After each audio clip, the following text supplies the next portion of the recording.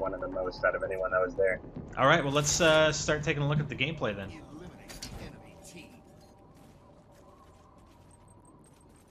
I think you actually get stuck with the default loadout. I think you were going for the battle rifle loadout here and switching up the controls. Yeah, I think it was probably a setting that they had on just for this event, so that rotating people out on the game, it switched back to default each time. So at the beginning of this game, I just forgot to switch my loadouts and controller settings. So the two things we noticed right away, I mean, number one, and this is a big change with Halo 4, is that you always have sprint. Number two, that Promethean vision looks fantastic. Promethean vision is amazing. It's one of the most powerful individual things I've ever even seen in any of the Halos. Like, if I could have rockets or Promethean vision, I would take Promethean vision. And the range, it seems to go across the entire room, all the way down the corridor. So in your local vicinity, you have perfect information about everything around you, essentially. Exactly. I feel like the only thing that can cancel out Promethean vision is Promethean vision. So it's probably the most overpowered But loadout right now. 343 did announce that there were going to be other counters. We know one alternative is the hologram, because that will still show up on your Promethean vision as a person, but you can probably tell if it's running in a straight line that it's not real, you know, it's specific situations. So I'm interested if they're going to have an actual hard counter to it where you can maybe be invisible. So now you get the battle rifle. Yeah, battle rifle, a lot more fun. I thought it was going to be, well, what I did think that 343 did a really good job on was balancing the battle rifle to the carbine to the DMR from the brief time that I played it. So it is cool to see like the 3-round burst and the DMR both be fairly equally powered. What do you think about the gameplay so far, or at least the 4 to 5 hours that you had with Halo 4? I thought it was a lot of fun. You know, even running around right now with this Promethean vision, you know, sloppy shots. But considering, I don't know if everyone knows, you know, we were standing up. We're playing on, you know, 40-inch, somewhat laggy monitors. Wasn't exactly set up for the most competitive play of it. Okay, so here, this is actually cool. I really like this, what you're doing here. I mean, you're using your Promethean vision. Your shields were obviously down, and you used it pretty effectively to avoid this guy until they came back up. And then you knock him, or actually, he jumped back and fell off the platform. Yeah, that guy, I don't know what that guy was doing. I would love to know who it was, actually, but he got embarrassed. Oh, I thought, you know, again, you talk about this Promethean vision. I really thought that was a good application of it right there. Yeah, like, you can completely... like, one thing I had heard was the whole thing about Halo 4 is they wanted to speed it up, make it a faster-paced game, and that's great, but with Promethean vision, the game can be slowed down to, you know, enormous amount, like, levels. Right. When you run around a corner, instead of running around a corner and potentially dying, you stop right before the corner, see two guys, and turn around and you hightail it out of it. How far does that Promethean vision extend to? I mean, I don't know how, you know, the size of the maps, but can you see right across the map? I know it does go pretty far. I feel like the only restriction to it right now is the time limit. The little circle on the bottom left of the screen above radar that refills, and once it goes from red to blue, then you can use it again, and you can use it until it runs out and has to recharge.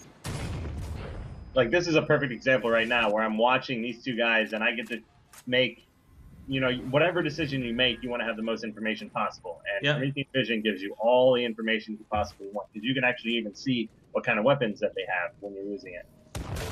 Why do you think they actually brought sprint in? I know there's one thing I read that about Reach was that everybody playing Reach, or the majority of people playing Reach, actually use sprint. Yeah. I think that's why they did it, was because people felt that sprint was such an advantage that they picked that over anything else. They always wanted to be able to move quickly around the map, escape bad situations, and get to places quickly to support their teammates. I think the statistic was that 90% of Reach players use sprint over other abilities. So they figured, why not just give everyone sprint, and then they can play with the other toys in the sandbox. Yeah. Well, the interesting thing is how there's the slowdown when you're being shot when you try to use sprint. So that's going to completely change everything and make all the other abilities much more prevalent in the game. Now, right here, you actually get ordnance. Yeah, so I get ordnance and I bring down the, what is that called again? Sticky The detonator. sticky detonator. Yeah. You know, I really wanted to like try out all the new weapons and get a couple kills. So right now I'm just trying to figure out how to shoot it, how to use it, and you know, over the course I used it like 3 or 4 games, you know, for only multiple second periods at a time. Right. But I do not like it. Well, and these aren't weapons that you can really use normally to get used to anyway, right? They're actually dropped on the ordnance, so the only way you get access to them and get used to them is by using them in ordnance, correct? Correct. Okay. I was actually noticing from my playtest that there were very few weapons on the map, and most of the weapons you got were either from your loadout or from the ordnance. I saw some needlers on the ground, I saw a carbine on Haven, but I'm not sure, that might have just been a dead body. So what if it's the case that there are no weapons on the maps? Do you think there should be at least some weapons to pick up? You think you should rely on picking up, dead teammates or enemies' weapons and these ordnance drops? The difference between ordnance drops and having weapons on the map I feel like a major part of Halo is map control. And part of the map control comes around to where the power weapons are spawning. So ordnance drops completely change that. But the same way with Halo 3 and Halo Reach, the Forge system allows you to go into and completely change everything. Like even with Halo 4, I feel like you could play 1,000 different versions of Halo 4 when it comes out.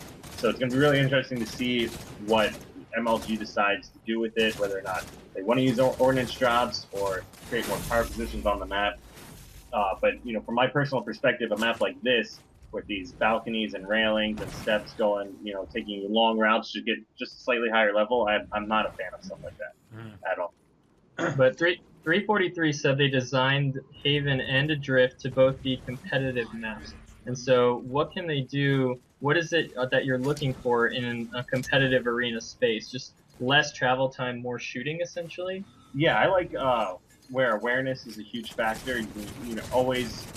My favorite maps, I feel like, that have ever come out for Halo are when you're in one point on the map, you can almost help your teammate out no matter where they are, assuming you position yourself accordingly within, like, let's say, 5 to 10 foot radius. Whether or not you run into a corner and you can jump and see across the map, or like slightly higher map position. Like this room right now that we're looking at is pretty interesting. It's got a big middle part, like a map slightly bigger than just the middle part of this, I would be a fan of. But the outside lifts with the railings and staircases that go around, that's the kind of stuff I don't like. Do you think we really need Halo 4 to be that game? I mean, competitive gameplay and tournaments have sort of gone back to Halo 3. I mean, you haven't seen a lot of Halo Reach, but do you see Halo 4 being very, very important to bring that competitiveness back? Yeah, Halo 4 is either going to make or break the game right now. Halo Reach, like, as MLG, this is the first event MLG has not even had Halo as a game at one of the events, and that breaks, like, what is it, 9 years now? Almost a decade. So, yeah, almost 10 years of Halo at events. This was the first time it was not there, and a huge part of it to blame is Reach. It just doesn't have the fan base. People just don't like it as much as the other games. Right. So Halo 4, especially with all these new things, 343 is doing with like these shows and like the live action sequences, everything they're doing is really all going to come down to, I feel like, the competitive aspect of Halo 4. Do you think they're close? Based on your 4 to 5 hours with Halo 4, do you think they are close? I think they're definitely close. I felt like Reach was somewhat of a mix between Call of Duty and Halo, and I feel like Halo 4 is even more so like that, but I feel like they did a better job of some of the pluses of Call of Duty that Halo people might still like, rather than Reach, which is more of Call of Duty stuff that Halo people are like, this is why I don't play Call of Duty. Right. So do you think that Halo 4 will, let's say it has the same ranking system as Reach, do you think that is enough, is changing the core game mechanics to bring in these casual competitive audiences? Or do you think that Halo 4 really needs a ranking system that will differentiate the more skilled players in playlists from the less skilled players, and that'll actually keep people's attention more than just playlists with social aspects to it? I feel like almost 99% or 100% of Halo players are just, really competitive people, and that's competitive in everything. Like you play the game to win, right? Yeah, It's like first to 50 kills. I want to be the first team to 50 Yeah, kills. like Ricky Bobby style. If you're not first, you're last. That's everyone's mindset. But if I didn't win this tournament, then I might as well just have gone last, because it's just nothing's the same especially once you actually start winning and experiencing that success.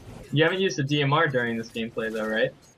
During this one, no, it doesn't look like I do, but I did use it in a couple of the other games. And the DMR and the Carbine were on par with the VR, and possibly even better, given how fast they shoot and how accurate they are. VR would probably still be my #1 choice right now. I don't know if it's just because I'm a Halo 2 fan or what, or Halo 2 Halo 3 fan, but the DMR was pretty powerful as well. I felt like it was a pretty good balance between the weapons. As of right now. I absolutely love that gameplay. They still have a lot of time. I mean, they're actually showing some pretty decent gameplay here. I mean, where do you think they are with the multiplayer right now? I know